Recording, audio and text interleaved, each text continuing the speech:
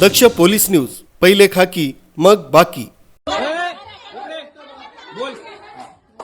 माझ्या घरातून नेलेलं आहे, सीसीटीव्ही फुटेज आहे, ठीक आहे। माझ्या घरातून येऊन सोनं घेऊन गेलं, मी कोणाला वाटलं नाही, तुमच्याकडे पावती पण नाहीये, ऐकून घे। आणि मी कोणाला वाटायला गेलो नाही, मी कोणाच्या घरी दिलेलं नाहीये। तू उमेदवार होता ना, तू आमच्या उमेदवार होता ना, आमच्या गल्लीमध्ये उभा, मग तू तुझ्या चुकीने पाडलं का आमच्या मताने पाडलं? माझ्या घरचे 15 रुपये मिळाले, ठीक आहे। तुम्हाला नाही जायचं ना, नका देऊ, मी कारवाई करतो। काय केलं आम्ही? चोरी केली का? तुझ्या घरी येऊन चोरी केली? नाना, तुझ्या घरी येऊन चोरी केली का? तू जातीवाद करू राहिला का आमच्या संघ गल्लीत येऊन? सीसीटीव्ही फुटेज माझ्याकडे। तू आदिवासीवरून शिव्या देऊ राहिला का आम्हाला? जातीवाद करू राहिला ना आमच्या सोबत? नका देऊ। अरे हे सगळं नाही नाही, जातीवाद करू राहिला का? इकडे पळू नको, कळत नाही, कळत नाही, बोल। जातीवाद केला तुम्ही आमच्या गल्लीत येऊन, आमच्या जातीला शिव्या देऊ राहिला। नाही जायचं ना, तुम्हाला नाही जायचं, नका देऊ। अबा एवढी गल्ली सबूत आहे, हा जातीवाद करू राहिला आमच्या गल्लीत येऊन, जातीवरून शिव्या देऊ राहिला। राहू दे वकील, इकडे इकडे इकडे। त्र्यंबकेश्वरमधून लोकशाहीला काळीमा फासणारी एक धक्कादायक घटना समोर आली।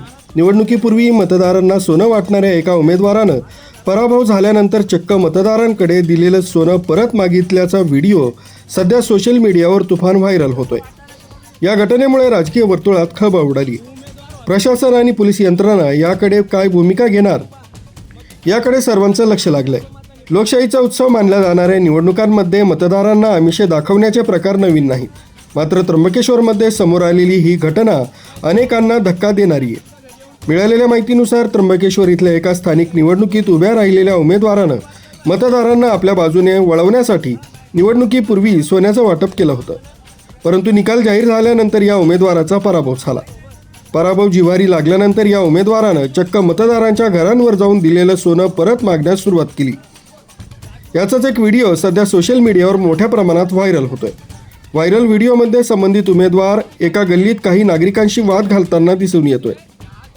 माझ्या घरातून नेलेलं सोनं परत करा, असा तो संतापाने म्हणताना दिसतोय। दरम्यान स्थानिक नागरिकांनी या प्रकाराचा तीव्र निषेध केला असून उमेदवारावर धमकावण्याचे आणि जातीवादाचे आरोपही करण्यात येत आहे। निवडणूक हरल्यानंतर अशा प्रकारे मतदाराच्या घरी जाऊन जाब विचारणं कितपत योग्य आहे, असा संतप्त सवाल नागरिक उपस्थित करताय। हा व्हिडिओ व्हायरल झाल्यानंतर सोशल मीडियावर चर्चेला उधाण आलंय। काहींनी मतदारांनी अशा आमिषांना बळी पडण्यात चुकीचं असल्याचं म्हटलंय, तर काहींनी पराभूत उमेदवाराच्या कृतीची खिल्ली उडवली आहे। सोनं देऊन मतं विकत घेण्याचा प्रयत्न हा लोकशाहीसाठी अत्यंत घातक असल्याची प्रतिक्रिया व्यक्त केली जाते। या प्रकरणी आता निवडणूक आयोग किंवा स्थानिक प्रशासन काय कारवाई करणार, याकडे संपूर्ण त्र्यंबकेश्वर परिसराचं लक्ष लागलंय। न्यूज ब्युरो, दक्ष पोलीस न्यूज, त्र्यंबकेश्वर।